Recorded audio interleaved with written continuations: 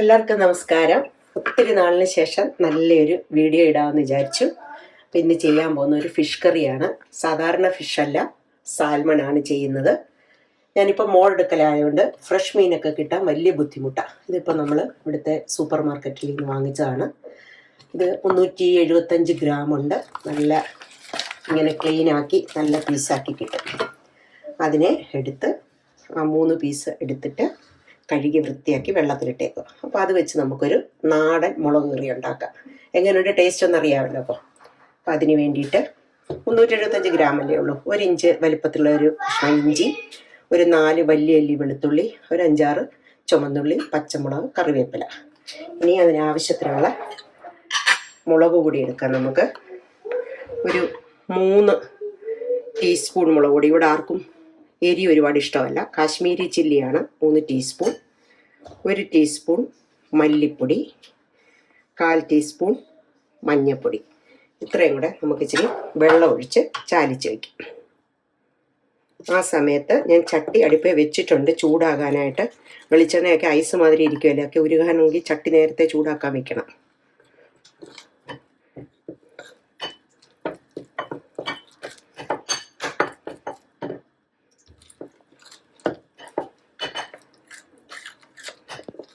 ഇതിങ്ങനെ കുഴച്ച് നമുക്കിവിടെ വയ്ക്കാം. ഇവിടുത്തെ ഗ്യാസ് എന്ന് പറയുന്നത് സിറാമിക്കിൻ്റെ കുക്കിംഗ് ഹോബാണ്. അതിൽ ചട്ടി വെക്കാൻ പറ്റും, പക്ഷേ സമയമെടുക്കും. അപ്പോൾ അവളൊരു ബർണറിൻ്റെ ഒരു ഗ്യാസ് അടുപ്പ് വാങ്ങിച്ച് വെച്ചിട്ടുണ്ട്. അതിലേക്ക് ഞാൻ ചട്ടി വെച്ചു. ഇച്ചിരി ഓയിൽ ഒഴിച്ചിട്ടുണ്ട്. കുറച്ചുകൂടെ വേണം. എല്ലാം ഐസാണ്. ഒരു 2 ടേബിൾ സ്പൂൺ വെളിച്ചെണ്ണ അതിനകത്തോട്ട് കൊടുക്കുകയാണ്. മറ്റേത് വെച്ചാൽ എനിക്ക് ഒത്തിരി സമയമെടുക്കും. ചെറുതായിട്ട് ചൂടായിട്ടുണ്ട്. ഞാൻ അതിനകത്തേക്ക് ഒരു ശക്കല, ഒരു നുള്ള് ഉലുവ ഇട്ട് കൊടുത്തു. ഇനി നമുക്ക് അരിഞ്ഞ് വെച്ചേക്കുന്ന ഓരോരോ ഉലുവ ഇതിൻ്റെ കൂടെ അങ്ങ് മൂത്തോളും. ആദ്യം നമുക്ക് വെളുത്തുള്ളി ഇട്ട് കൊടുക്കാം. അത് കഴിഞ്ഞിട്ട് ഇഞ്ചി.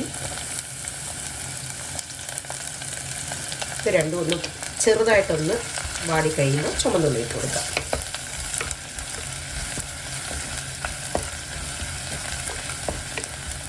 ഒരു 10 സെക്കൻഡൊക്കെ ഇളക്കിയാൽ മതി. കഴിയുമ്പോഴത്തേക്ക് കൊച്ചുള്ളി, ആവശ്യത്തിന് കറിവേപ്പില, 2 പച്ചമുളക്.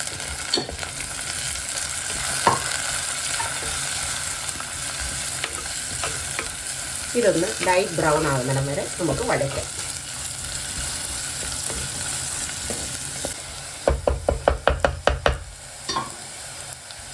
അപ്പം നമ്മുടെ ഇഞ്ചിയും വെളുത്തുള്ളിയും എല്ലാം നന്നായിട്ട് വാടിയിട്ടുണ്ട്. അതിനകത്തേക്ക് ഞാൻ ഈ വെള്ളത്തിൽ മിക്സ് ചെയ്ത് വെച്ച മസാല അങ്ങോട്ട് ഇട്ട് കൊടുക്കാം.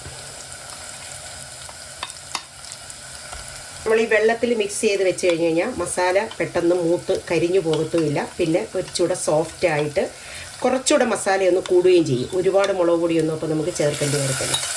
പക്ഷേ ഇതിനെ ഈ വെള്ളമെല്ലാം വറ്റി ഇതിൻ്റെ പച്ചച്ചോറ് മാറുന്നവൻ വരെ നമുക്ക് വഴറ്റി കൊടുക്കണം. ഇടയ്ക്കിടയ്ക്ക് ഇച്ചിരി വെള്ളം ഒഴിച്ച് കൊടുക്കുകയും ചെയ്യണം. അപ്പോൾ ഇതിന് എണ്ണ തെളിയുന്നിടം വരെ നമുക്ക് വഴറ്റാം.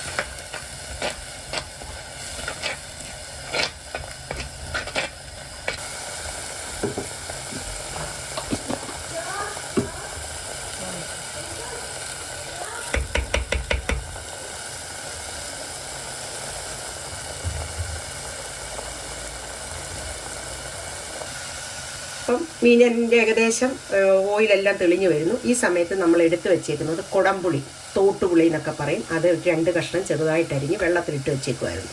അതിനെ നമുക്കിതിനകത്തോട്ട് ഒഴിച്ചു കൊടുക്കണം. ഇനി നമുക്കിതിനകത്തേക്ക് ആവശ്യത്തിനുള്ള വെള്ളം, എല്ലാവരുടെയും ഗ്രേവിക്ക് ആവശ്യമായിട്ടുള്ള വെള്ളം ചേർക്കുക. ഒരുപാട് വറ്റാനും വേവാനുമില്ല. സാൽമണൊക്കെ പെട്ടെന്ന് വേവുന്നതാണ്. അതുകൊണ്ട് ഞാനിപ്പോൾ 1 ഗ്ലാസ് വെള്ളമേ ഇതിനകത്ത് ഒഴിച്ചിട്ടുള്ളൂ. അപ്പോൾ അത് നന്നായിട്ട് തിളക്കട്ടെ. അതിന് ശേഷം നമുക്ക് മീൻ കഷ്ണങ്ങൾ പെറുക്കിയിടാം. അപ്പോൾ തിളയ്ക്കാനായിട്ടൊന്ന് അടച്ച് വെച്ചേക്കുമായിരുന്നു. നല്ല വൃത്തിയായിട്ട് തിളച്ചിട്ടുണ്ട്. ഈ സമയത്ത് നമുക്ക് ഉപ്പും പുളിയൊക്കെ ഉണ്ടോ എന്ന് നോക്കണം.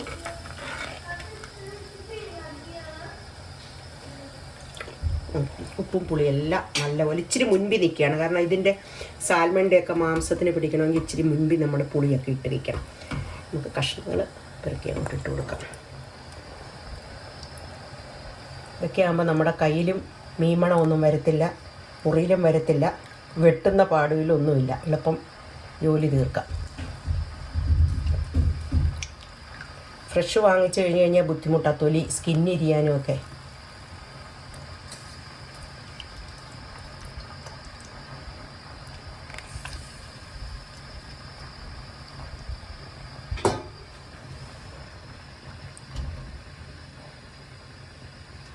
ഇതിനെ ഇനി നമുക്കൊരു 5 മിനിറ്റ് അടച്ച് വെച്ച് ചെറിയ തീയിൽ നമുക്ക് തിളപ്പിക്കാം. അപ്പോൾ ഒരു 5 മിനിറ്റായിട്ട് നമ്മൾ അടച്ച് വെച്ചത് നന്നായിട്ട് തിളച്ചുകൊണ്ടിരിക്കുകയാണ്. അപ്പോൾ ഇതിൻ്റെ ഗ്രേവി അതേപോലെ കുറുകിയിട്ടുണ്ട്, കണ്ടില്ലേ? കഷ്ണമൊക്കെ പെട്ടെന്ന് വേവും. ഉപ്പും പുളിയും എല്ലാം ആവശ്യത്തിനുള്ളതുണ്ട്.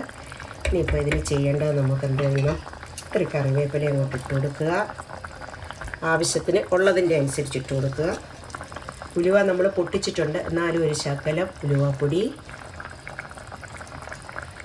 പിന്നെ ഒരു ശകലം വെളിച്ചെണ്ണ നമ്മൾ 2 ടേബിൾ സ്പൂൺ ഒഴിച്ചിട്ടുണ്ട്, എങ്കിലും വാങ്ങുന്നതിന് തൊട്ട് മുമ്പായിട്ട് ഒരു ശകലം, ഒരു ടീസ്പൂൺ അളവിൽ വെളിച്ചെണ്ണയും കൂടെ ഒഴിച്ച് കൊടുക്കുക.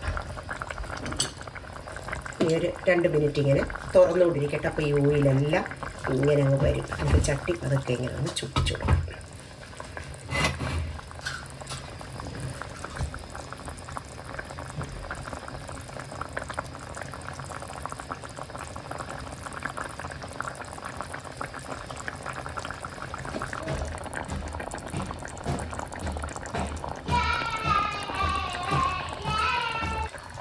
അപ്പോൾ തുറന്ന് വെച്ച് ഒരു 2 മിനിറ്റായി. അപ്പോഴത്തേക്ക് എണ്ണയൊക്കെ തെളിഞ്ഞു. ഇനി നമുക്ക് ഗ്യാസ് ഓഫ് ചെയ്യാം. അതിനുശേഷം നിങ്ങൾ ചോറിൻ്റെ കൂട്ടത്തിലോ കപ്പ കിട്ടുവാണെങ്കിൽ കപ്പ വേവിച്ചോ അല്ലെങ്കിൽ അപ്പം ഉണ്ടാക്കി എങ്ങനെ വേണമെങ്കിലും കഴിക്കാം. അപ്പോൾ സാൽമൺ ഫിഷ് കറിയും കൂട്ടിയിട്ട് നമ്മൾ ഇച്ചിരി കപ്പ കഴിക്കുന്നതായിരിക്കും നല്ലത്. ഞങ്ങൾ ഇച്ചിരി കപ്പയും കൂടെ വേവിക്കാൻ പോവാണ്. അത് കഴിഞ്ഞിട്ട് നമുക്ക് കാണാം. അപ്പോൾ എല്ലാവരും സാൽമൺ ഫിഷ് ഇതുപോലെ വാങ്ങിച്ച് ഉണ്ടാക്കിയിട്ട് അഭിപ്രായങ്ങളൊക്കെ നമ്മളെ അറിയിക്കണം. ടേസ്റ്റ് അടിപൊളിയാണ്. അപ്പോൾ എല്ലാവരും ഉണ്ടാക്കണം.